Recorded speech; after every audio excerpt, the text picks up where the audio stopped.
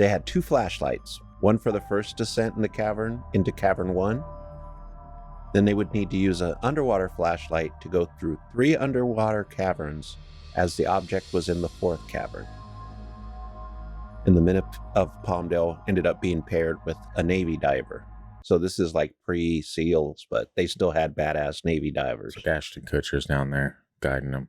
Yeah. Did he play a Navy He SEAL? sure did, yeah. He played a Navy diver. I must not have caught that movie because I just can't see who would cast him as that. I forget what the movie was called now, but it was when I was still living in California. So was it called Guardian? The Guardian or something? One of his old ones, I guess, huh? Yeah, he was. Maybe he might have still been doing that 70s show at the time, but he was jacked. So I don't know. It's just hard for me. Like when Robert Pattinson got announced for Batman. Yeah, I was like, I couldn't get it, but then I saw the Batman in it. You're like, I really can't get it. No, I liked him in that. He was really good. So the men were told the cavern divers pledge. Yes, something we were all familiar with. Yeah, you're about to. That they were not allowed to abandon their parton, because Dolly. Yeah, she was down there with national them. treasure. You can't abandon her. Don't abandon Dolly. Yeah. That they were not allowed to abandon their partner, even for self-rescue, until the very end. So that's really just the anything pledge. They just slapped it on, cavern diving. I think what they did is they realized the first couple of times people were doing this kind of diving, someone would panic and just leave their partner. And then their partner would die because they panicked. Yeah. Now they're like, no, man, this is a military type of thinking. You don't leave. And when you watch like modern people that do this, they're the same way now. People die because they won't leave somebody else that's dying quick enough. Yeah, and if you make something a pledge, then people have to stick to it. They can't just decide to go away. It seems to work through the years.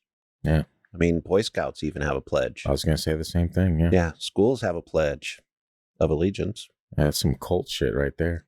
I mean, it's a great country we live in, but that is kind of... It's a little much. And I think I think, though, early on it wasn't. It was needed early on because that's the way the world was. Everything was a pledge. Probably because the Russians. No, it was before Russians. Then it was the British. Oh, the British? Yeah.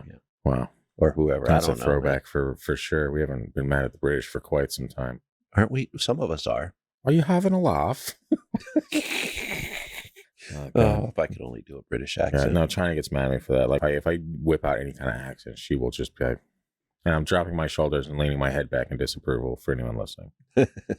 She doesn't have the sense of humor her father got. No, but real side note, I did get her, I think yesterday we were coming back from picking up dinner or something like that. And I was narrating like her, because she's very pregnant and she's like, it's a little slow moving. And I was like narrating it like as a National Geographic. And that made her laugh, which I thought for sure she was just going to like turn around and slap me in the face, like punch me in the head or something like that. But you made her, you pulled a David Attenborough on her? Something similar to that. That's awesome. It was very, very hilarious stuff. But I don't know how I could do it once and she'll laugh. But if I continue that trend, she's probably going to be like, that's okay. We get it. I love David Attenborough. Oh, yes. Okay, so we'll skip some of the details here, but just imagine them as they dove through absolutely dark water, coming to 3 restrictions, one being tiny. They were squeezing through an opening that was 20 feet long, and they barely fit in with scuba tanks on their back.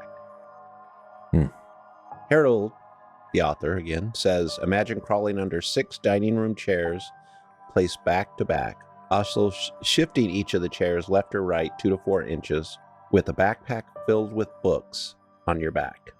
Okay. Which sounds pretty... Claustrophobia is setting in. Yeah, I mean, we all used to do it as kids, but none of us do it as, as we get older. Because you don't fit. Really I can't imagine how badass you must be to... I'm just going into this place no one's ever been. I might get lost and die. I might not. My breathing's getting shorter just talking about this. Like, it's shallower, I should say. Yeah. Yeah.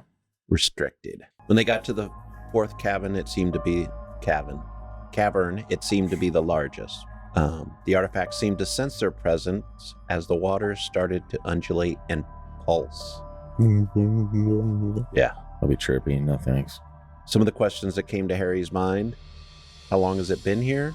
What is it doing? And what am I doing here? Yeah, exactly. How is it powered? Who created it?